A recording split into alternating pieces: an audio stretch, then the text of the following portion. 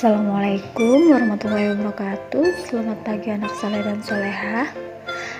Masih tetap semangat ya, walaupun belajarnya dari rumah. Insya Allah kita belajar PAI pagi ini bab 4 pada halaman 37. Sebelum belajar, marilah kita awali dengan membaca basmalah.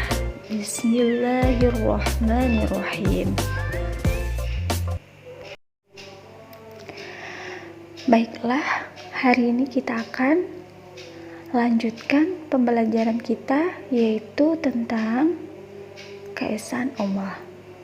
Mari kita bahas apa itu esa dan apakah Allah itu ada. Ya, Allah itu ada. Apa bukti kalau Allah itu ada?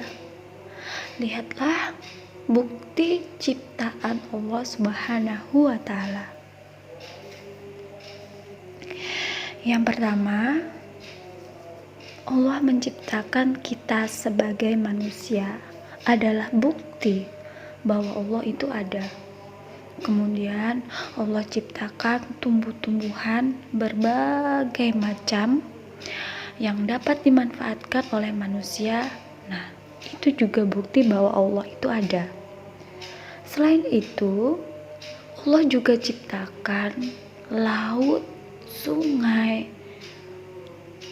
di mana di dalam laut, di dalam sungai itu dapat kita manfaatkan.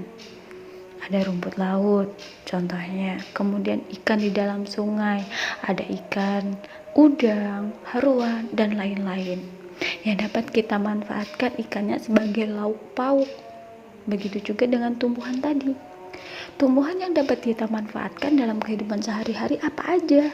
Sayur-sayuran, kemudian buah-buahan, kemudian sebagai kebutuhan pokok ya, padi. Apa manfaat dari padi? Kita ambil sebagai beras untuk kita makan pagi, sore, malam.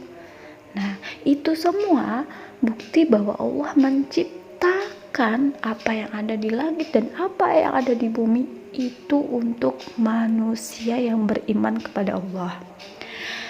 Kemudian Allah juga menciptakan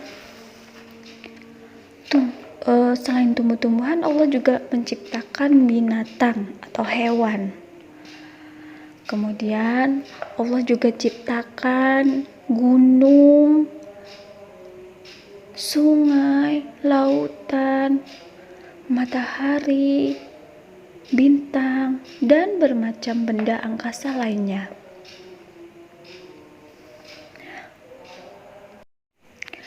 Anak-anak soleh dan solehah, Allah menciptakan matahari yang muncul dari pagi hingga petang. Mengapa Allah mengaturnya demikian? Karena pagi Allah memerintahkan kita untuk bekerja atau belajar. Sedangkan malam Allah memerintahkan kita untuk beristirahat. Anak-anak soleh, mari kita pikirkan adanya manusia, hewan, tumbuh-tumbuhan, sungai, lautan, matahari, bulan, bintang, dan bermacam benda angkasa lainnya. Apakah mungkin benda-benda itu ada sendiri? Tentu jawabannya tidak mungkin ya, karena semua pasti ada yang menciptakannya. Siapa? Yakni Allah Subhanahu wa Ta'ala yang maha kuasa dan maha segalanya. Itulah bukti nyata bahwa Allah itu bersifat wujud. Apa arti wujud? Wujud artinya ada. Kemudian kita lanjut lagi ya, anak-anak soleh dan solehah. Kembali Ustazah ingatkan, apa arti wujud? Wujud artinya ada. Allah Maha Esa. Kita pernah melihat matahari, bulan, dan bintang tidak pernah bertabrakan, karena pasti sudah ada yang mengaturnya. Dialah Allah yang Maha Esa. Pada Pancasila, sila pertama merupakan dasar negara atau Pancasila yang berbunyi ketuhanan yang Maha Esa. Maksudnya bahwa Allah itu Maha Esa, tidak ada sekutu baginya. Di mana di dalam Al-Quran surah Al-Ikhlas dijelaskan, katakanlah Muhammad bahwa Allah itu Maha Esa. Dia tidak beranak, tidak diberanakan, dia tidak punya ayah, dia tidak punya ibu, dia tidak punya paman, bibi, kakek, nenek, adik, kakak, ataupun saudara. Jadi Allah itu bersifat wujud dan dia cuma ada satu atau Esa, dimana dalam Al-Quran surah Al-Ikhlas yang berbunyi Qul huwallahu ahad. Ustazah ulang artinya, katakanlah Muhammad bahwa Allah Maha Esa. Nah,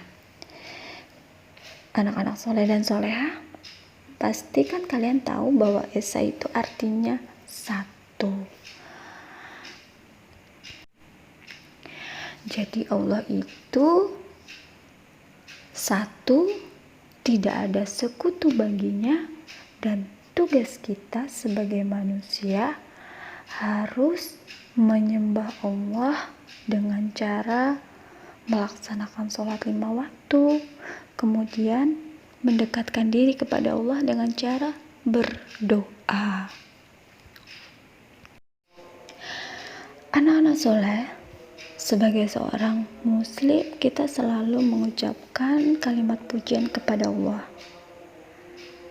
Contoh kalimat pujian kepada Allah antara lain, yang pertama Allahu Akbar, artinya Allah Maha Besar, dimana ketika kalian itu melihat sesuatu yang wow menurut kalian, atau kalian mendengar sesuatu yang wow, contohnya kan kalau ustazah bertanya, apa kabar kalian? Alhamdulillah, luar biasa, Allahu Akbar ustazah, artinya bersemangat. Nah, kemudian yang kedua, subhanallah, artinya maha suci Allah. Jika kalian itu tidak enak melihat sesuatu yang menurut kalian itu tidak bagus, contohnya kalian melihat seseorang yang terjatuh atau kecelakaan di jalan, maka kalian ucapkanlah subhanallah, maha suci Allah. Nah, yang ketiga, alhamdulillah. Pada kalimat ini udah ustazah jelaskan minggu yang lalu, yaitu ucapan syukur. Misalkan kalian diberi hadiah, kalian masih diberi sehat, maka kita ucapkan alhamdulillah. Yang keempat, astagfirullah.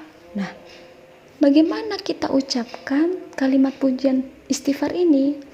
Ketika kalian melakukan suatu kesalahan yang tidak disengaja maupun disengaja, maka bersegeralah beristighfar. Nah, kemudian la ilaha illallah wahdahu la syarikalah, yaitu kalian memuji Allah ketika kalian la ilaha illallah, aku seneng banget nih hari ini bisa mengerjakan tugas PAI, alhamdulillah ya. Nah, kemudian kalimat la ilaha illallah ini bisa kita ucapkan setelah kita sholat. Maka pernah Allah itu memerintahkan kepada kita sebagai umatnya, hai manusia, mendekatlah engkau kepadaku dengan cara sholat, maka mendekatlah engkau kepadaku dengan cara berdoa, mendekatlah engkau kepadaku dengan cara istighfar dan berzikir.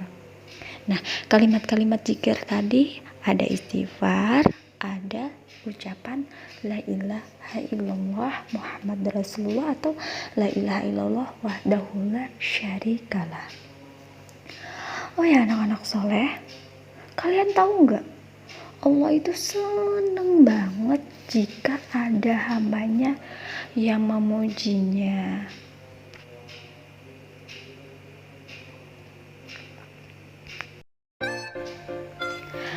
anak-anak soleh, sebelum pembelajaran pagi ini kita akhiri, marilah kita bernyanyi bersama-sama. Buka buku paket kalian halaman 37 ya. Mari bernyanyi dengan nada balonku ada 5. 1, 2, mulai. Tuhanku hanya satu, Allah itu namanya, yang wajib diyakini sampai di akhir masa. Siapa bilang dua itu musyrik namanya, mereka akan disiksa, nerakalah tempatnya. Iya, terima kasih anak soleh dan soleha. Itulah tadi penjelasan yang dapat Ustazah sampaikan. Semoga dapat bermanfaat untuk kita semua. Marilah kita akhiri dengan membaca hamdalah. Alhamdulillahirrabbilalamin. Terima kasih. Wassalamualaikum warahmatullahi wabarakatuh. Sampai berjumpa minggu depan. Bye-bye.